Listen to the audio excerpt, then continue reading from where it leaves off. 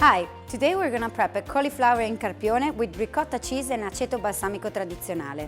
As you can see, there's plenty of veg. We're gonna prep a carpione, which is a sauce made with vinegar and white wine, flavored with black peppercorn, sage, some herbs, and it's gonna be very acid, and we're gonna smooth it up with this ricotta cream. We begin by cutting our onion and carrot. We want nice slices, so they will be good looking as well in this dish. The vegetables are the main ingredient, and we just want them to look pretty as well. So we're taking this and gently dividing it like this.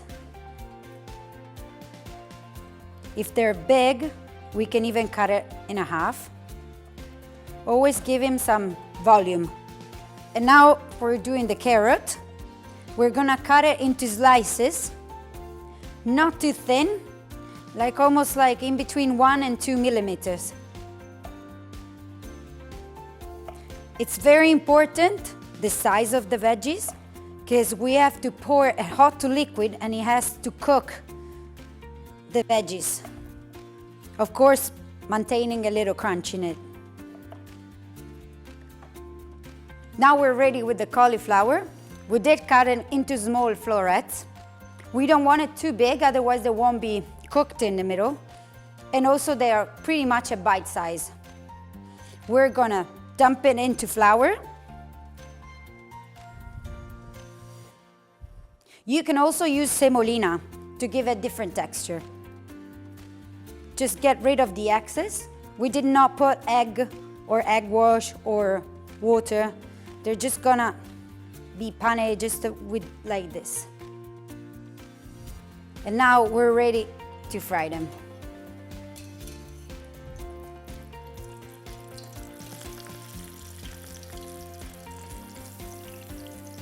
As soon as they're golden brown, we can take them out. And now we can move to the actual carpione. Okay, we are ready for the carpione. We're gonna start with a little bit of extra virgin olive oil, crushed garlic, and we let it warm up a little before we add our veggie. Okay, so as soon as the garlic starts sizzling, we're gonna add our veggies, so the carrots and the onions. We want them just to get some extra flavor from the garlic, but we don't want them to be browned. And now is the time that we're going to add our peppercorns as well. Every spice with heat just gets more flavor. Now, sage leaves. We can even break down a little bit. Now that it's all nice and hot, we start pouring our liquids, so white wine and white vinegar.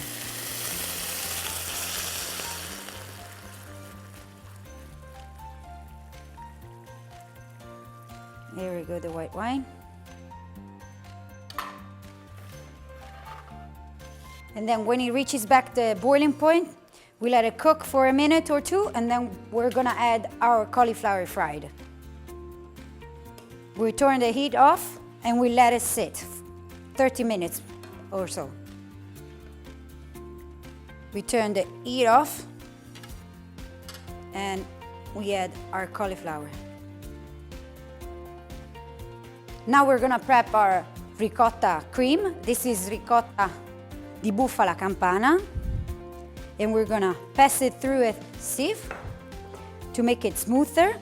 And then we're going to season it with a little bit of extra virgin olive oil, Italians, of course, and a little bit of salt and a little bit of crushed pepper. Don't be afraid of using big crushed pepper. That will give flavor and texture to our dish.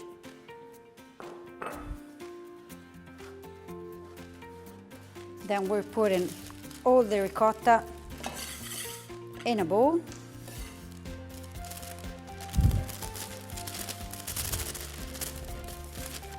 Very light. We're not gonna add any cream. We just want this ricotta to be super pure because it's very fatty and rich in flavor. A little bit of pepper. And extra virgin olive oil.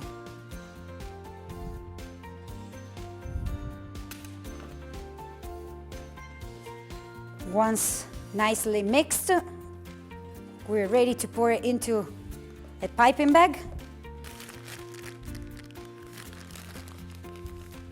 Okay, we're ready to finish all our ingredients. So we have Taggiasca olives, which we're going to cut into thin slices, like this. Then here I did prep some freezer lettuce to give some volume and crunchiness, some celery leaves, some sage leaf, some marjoram leaves, and these are the leaves from the cauliflower as well, those tender one, white one. Now we're ready to plate. We're gonna begin with our ricotta cream. Don't be shy, because this is the only kind of sweet, smooth flavor. So each bite should have a little bit of this. Then we're gonna drain our cauliflower that has been sitting in the Carpione for a while. Then we're gonna pour some carrots, some onions,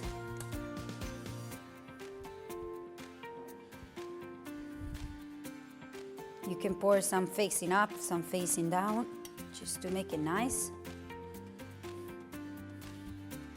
And then we're gonna begin building it. Some onions.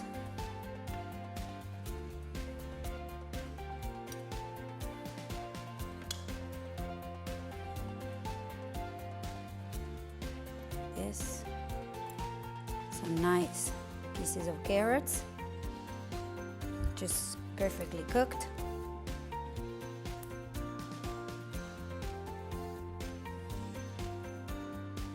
And then some fresh leaves, celery, few slices of olives, Taggiasca olives.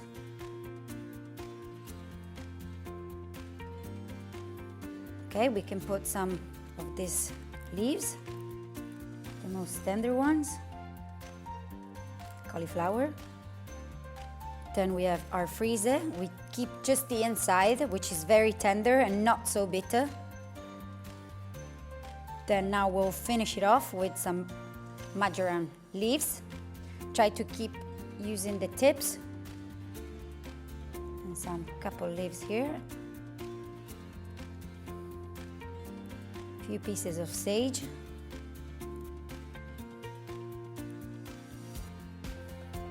Some black pepper, just a tiny bit.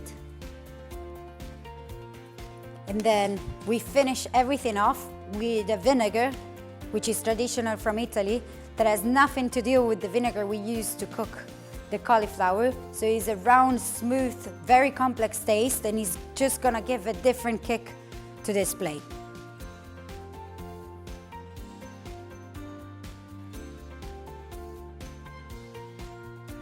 Here we go.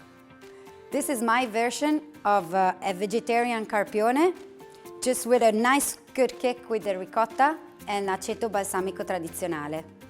Enjoy! Hello everyone! Greetings from Italy, a land of cars, art, cinema, beautiful architecture, but also a land of amazing wines and fantastic food.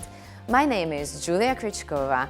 I'm a professional sommelier, and I'm also the ambassador of ALMA, the International School of Italian Cuisine. And today I'm going to guide you through a journey on discovering excellent Italian wines to pair with our recipes. This recipe that I'm going to talk to you about is called Cauliflower Carpione, and I have to be honest with you, it is very difficult to pair with wine. When you have a dish that is high in acidity. When you pair it with wine, sometimes wine can seem a little bit flat and less fruity. So, a little tip from a sommelier: if you have that situation, what you can do is you can maybe take a piece of bread between your dish and the wine, and you will actually tone down the acidity effect of your dish and make the pairing more successful. But in our case, our chef has already did this job because she added some ricotta dressing just to a little bit make the edge of the vinegar a little bit less in our dish. Still, when I pair this recipe with wine, I would still want it to be a very fresh wine. For example, Riesling from Alto Adige that I have here. Riesling is a very interesting international grape variety. We can find it not only in Italy but also in other countries. What Riesling from Alto Adige tastes like? Well, first of all, it has a very good acidity, freshness, which characterizes this grape variety. So those herbal notes will bring up the same accents in the dish, which will make the pairing very pleasant. Another interesting pairing for this dish could be a white wine that has been fermented on its skins. These wines are also called orange wines. I have a Ribolla Gialla here from Friuli Venezia Giulia. This region is very famous for these kind of wines, and some of them are aged in amphoras, big terracotta jars. Well, these wines are very special because they have very good structure, and if you close your eyes, you don't look at the wine, and you taste it, you try it, sometimes you can actually think that, is it a white wine or a red wine? Because it has that slight astringency in it, a little bit of tannins in it. So we have a good structure here, and these wines are also very intense. So we have an intense dish and we have an intense wine that will not lose itself in the food. And we have dry fruit and herbs. We have flowers here, we have a little bit of honey here, and sometimes that savory note, the salinity, that will pair, I think, very well with this dish. Another pairing that I would like to offer you with this recipe is Verdicchio. I have Verdicchio di Matelica here, and it is a very interesting local grape variety from Marche region, a land of Giacomo Leopardi, a famous Italian poet. Why I chose this wine for this recipe? Well, because we have enough acidity to stand up to the acidity of the dish.